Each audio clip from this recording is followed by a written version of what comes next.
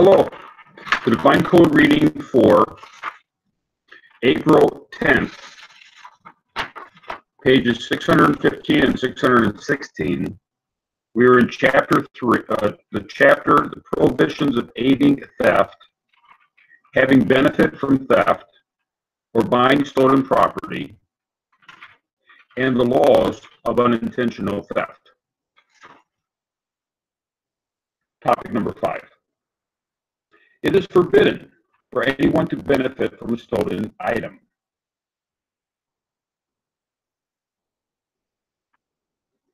Rambam, Laws of Robbery, Chapter 5, Shoganor Kosher Mishpat, Chapter 369. Since the actual use of the item is included in the prohibition of theft. So, if the item is stolen and it's still in its original state, it's prohibited to use the item. And that prohibition would be, it's under the category of the laws of theft. It would be considered a continuation of the theft to use it. This applies even if the owner despaired of recovering the object. As long as, see Nevi'ah, Mishpat 361:2, that this only applies if the despair came after the loss. However, one who despaired before the actual loss, such as if one saw robbers coming and gave up, this is considered a full loss, and any other person has permission to benefit from the ownerless object. So when the person despairs of something, it becomes ownerless. So at the point of it that he despairs, things that are done after that have a different status as to things that are done with the object before the despair.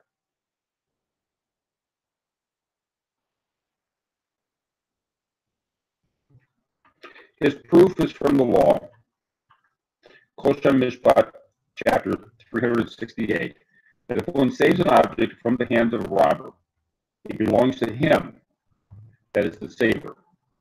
Because the owner's despair, even though it has not changed jurisdiction, as the despair itself does not make the object acquired by the saver. So the person sees he's being robbed. He's given up all hope of seeing the object again.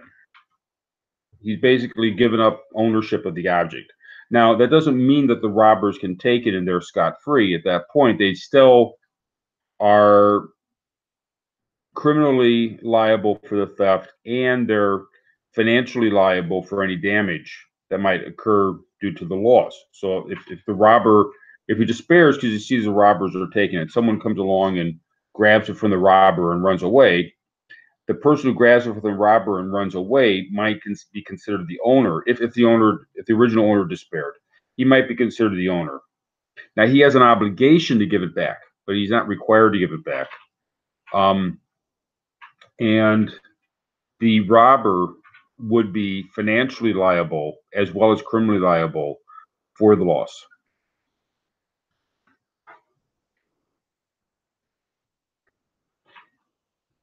Even though it has not changed jurisdiction and the despair itself does not make the object acquired by the savior, the logical difference between the two cases is that if the object is still in the owner's hands, he can consent for it to belong to the saver.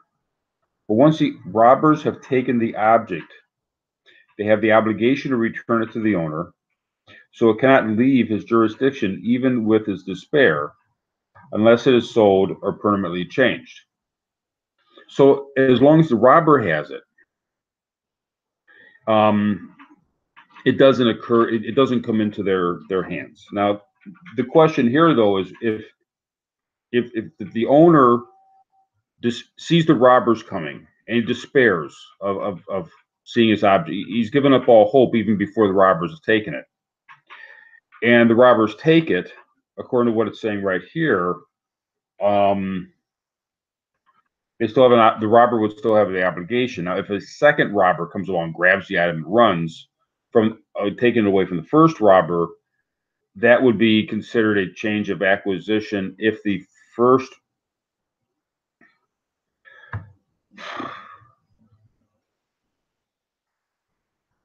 things that occur after the despair, after the owner gives up all hope, things that occur then have more of a permanent change.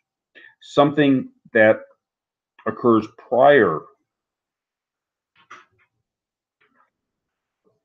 So the question is whether or not the robber who takes an item that is technically ownerless because the owner gave up hope.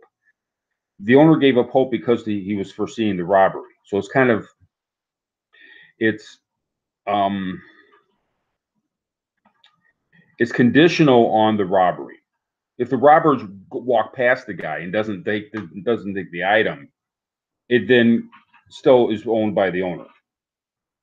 So if the owner is giving up hope conditionally upon the robber taking the item. So it hasn't actually happened yet that the despair is not actually it hasn't actually become ownerless until the robber actually takes it. The moment the robber takes it, then it's considered ownerless, and the third person could take it, or supposedly you could sell it to a third person at that point, and it would be out of the jurisdiction of the original owner at that point. So this is a conditional despair, is what's being spoken of in this area. Once the robbers have taken the object, they have the obligation to return it. So the robbers still have an obligation to return it. But what it's speaking of here is a third person taking it at that point.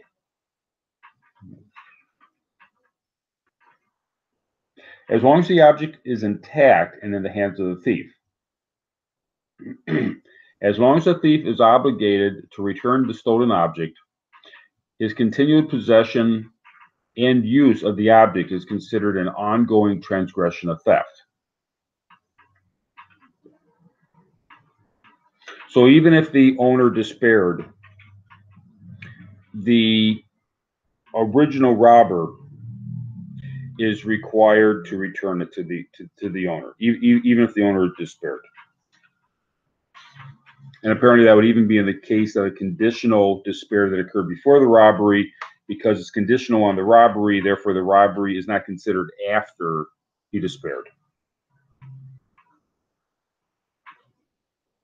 It appears that the prohibition against using a stolen object is part of the prohibition of theft, a fortiori from the case of one who borrows without permission.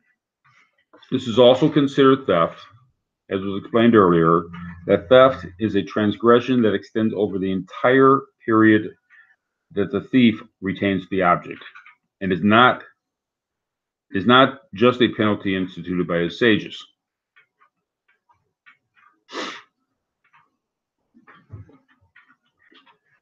So the person is the original thief is required during the entire time that he has the item to return the item.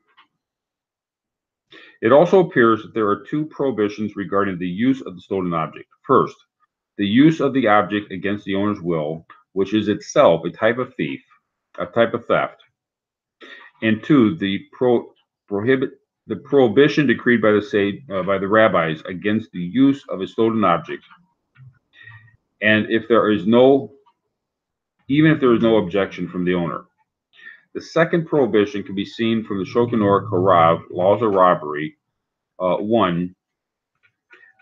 First of all, from the topic 10 there, that one may not even ride a stolen animal, although this would not bother the owner. And 2, from topic 11 there, that it is forbidden to walk through the through a stolen house or field, which is probably a use that the owner would not be particular about. Even if he is, it is possible that for unmovable property, borrowing without the owner's permission is not considered theft. Hence, the prohibition was only decreed by the sages.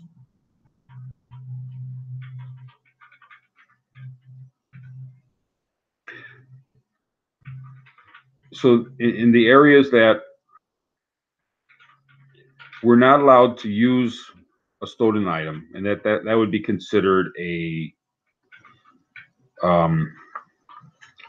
under an object, even if the owner wouldn't care about the use of the item. The owner's not concerned about the use. He wants the item back. He's not concerned if someone's using his shovel, as long as they don't break it. And he doesn't care, but he does want the shovel back. Still, using the shovel would not be allowed, and that would be apparently that's by Torah law.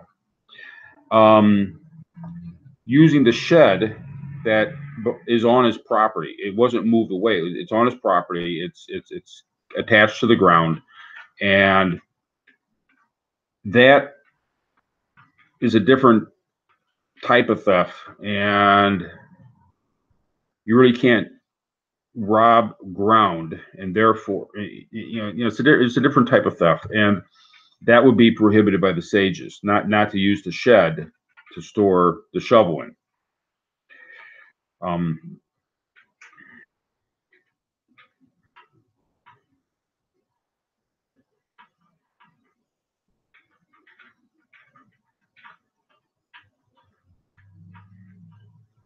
Topic number 6. If an object stolen has a complete change while in the hands of the thief, by which he acquires the object and is only obligated to repay the original owner for the value, as was explained earlier, it is then permitted for anyone, including the thief, to use the object.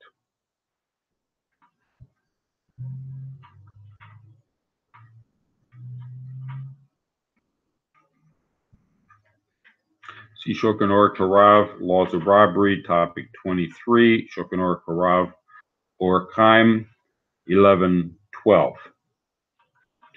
So if the object, this is a jurisdictional change that occurs if the object is changing, it changes its essence, it changes its name. It's no longer a board, it's now a chair.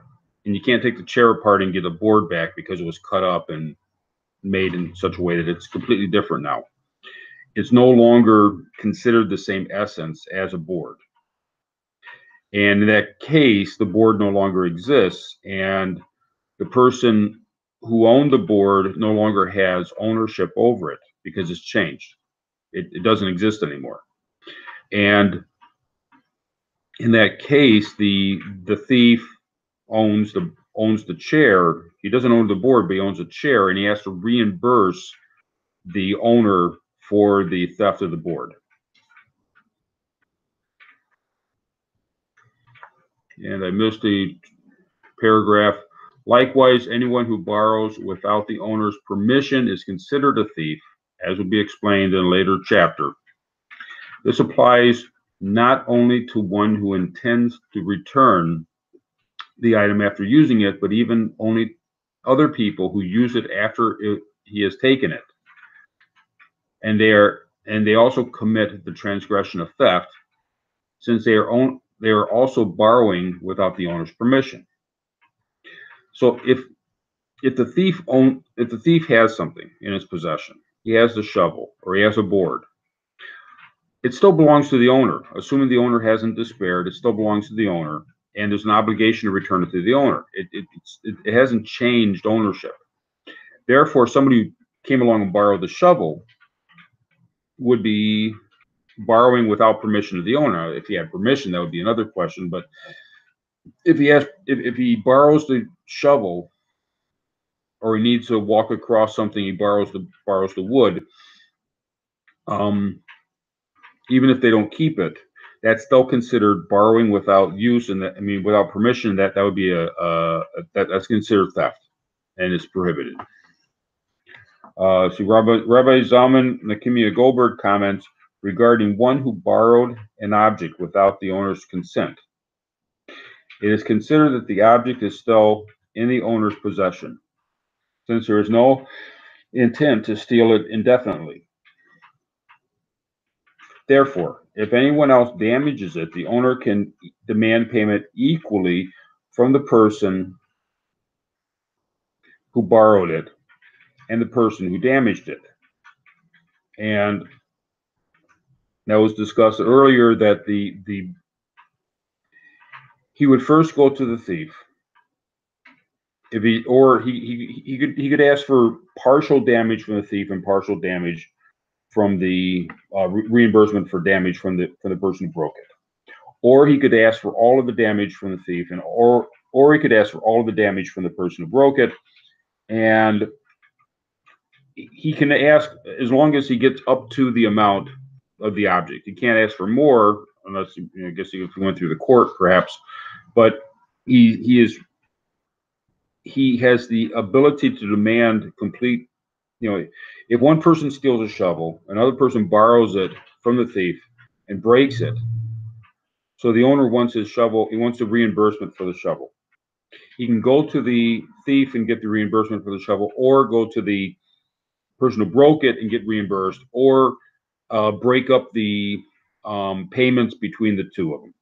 And that's up to the owner as to how he does that.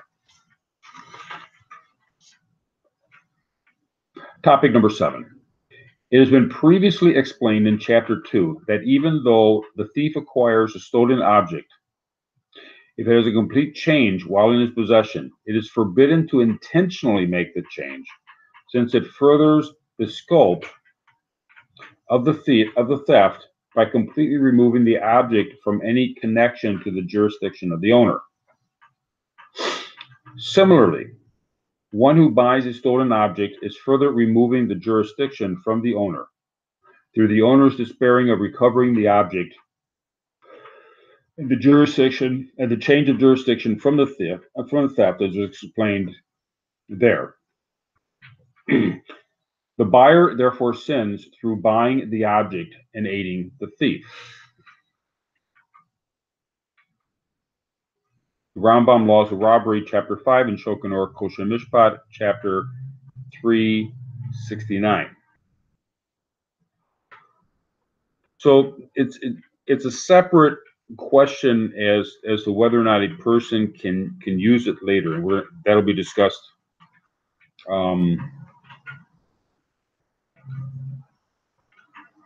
further on in the next couple pages. The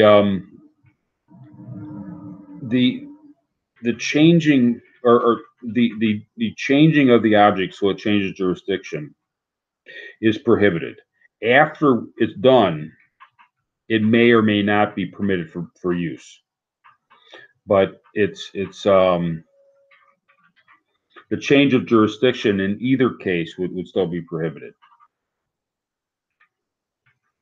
At the time that the person is doing it, it's prohibited to do it.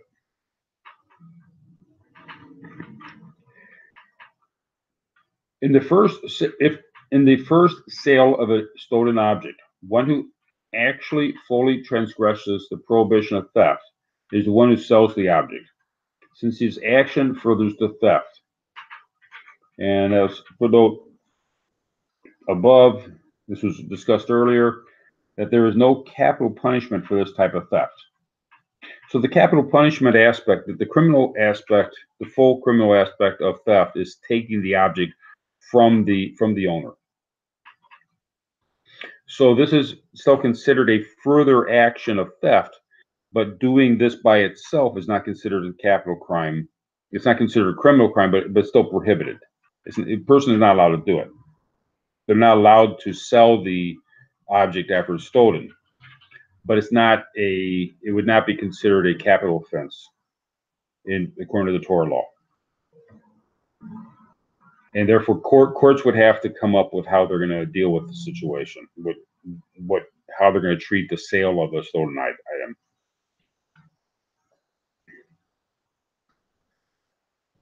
The buyer even though he is aware that the object is stolen. Even if he is aware that the object is stolen, and that his theft, now that his action is completing the transfer of the object out of the jurisdiction of the owner, is only considered an assistant to the thief, and is not the thief himself, and is therefore exempt from the harsh punishment for theft. Rambam and Shulchan Aruch, Rambam Laws of Robbery, Chapter 5, and Shulchan Aruch Kosher Mishpat, Chapter 369. The reason he himself is not considered a thief is because without the thief selling him the item, he alone would be unable to make a jurisdictional change in the article. For even if he instead stole it from the thief, it would not change jurisdiction, and the requirement to return it to the original owner would still stand, as was explained in topic 2 in the earlier chapter. So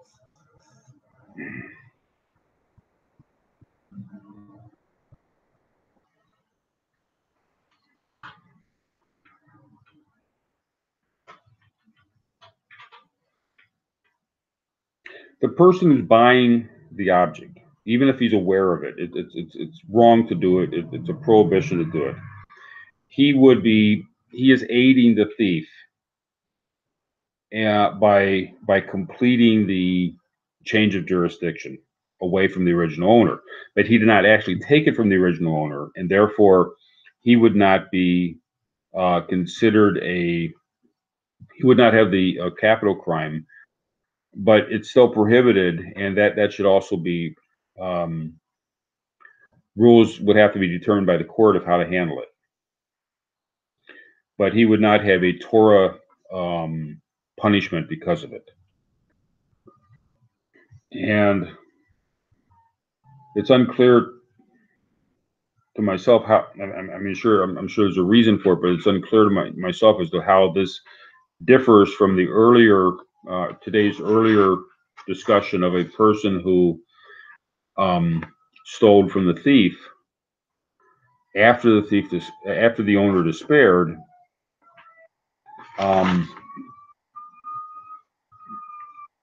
That it changes the jurisdiction,